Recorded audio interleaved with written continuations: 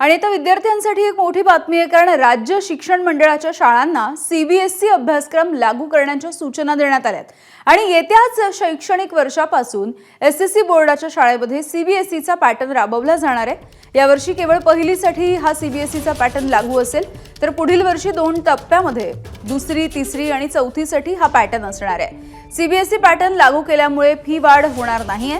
अचानक झालेल्या घोषणेच्या नंतर शिक्षक, पालक, विद्यार्थी या सगळ्यांमध्ये संभ्रमाचं वातावरण आहे। येणाऱ्या शैक्षणिक वर्षामध्ये पहिल्या फेजमध्ये पहिली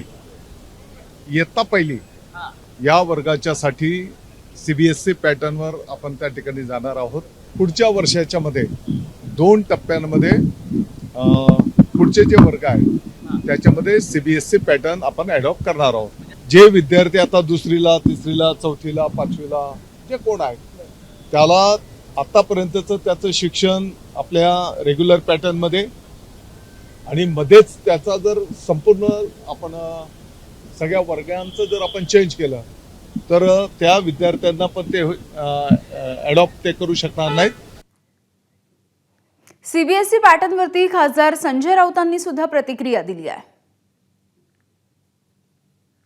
दादा भुसेंनी अचानक घोषणा केली की मराठी आता जो अभ्यासक्रम आहे तो सीबीएसईचा असेल। काय मराठी मुलांच्या भवितव्याचा खेळ बघा, या सरकारला तरुणांच्या भविष्याची काही चिंताच नाही आहे। दादा भुसे यांच्या शिक्षणाशी काय संबंध आहे हा साधा प्रश्न आहे माझा। शिक्षण क्षेत्रामध्ये किंवा अर्थक्षेत्रामध्ये काम करणारे मंत्री त्या क्षेत्रातले तज्ज्ञ असावे लागतात, हा आतापर्यंतचा अनुभव आहे। पण गेल्या काही वर्षामध्ये शिक्षण खातं त्याच्यावर नेमलेल्या ज्या व्यक्ती असतात त्यांना ती शिक्षा वाटते, म्हणजे मला याच्यावर बोलायचंच नाही। तर याच प्रकरणावरती मुख्याध्यापकांनी आणि काही पालकांनी सुद्धा नेमकी काय प्रतिक्रिया दिली आपण पाहूयात। राज्य शिक्षण मंडळाने स्टँडर्ड फर्स्ट पासून सीबीएसईचा अभ्यासक्रम लागू करण्याचा जो निर्णय घेतला आहे त्याचं आम्ही स्वागतच करतो, कारण यामुळे विद्यार्थ्यांचा फायदा होणार आहे।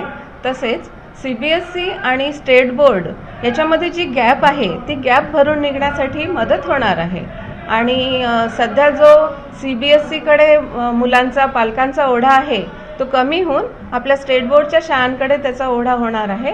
तर या निर्णयाचं आम्ही नक्कीच स्वागत करतो। एबीपी माझा, उघडा डोळे बघा नीट।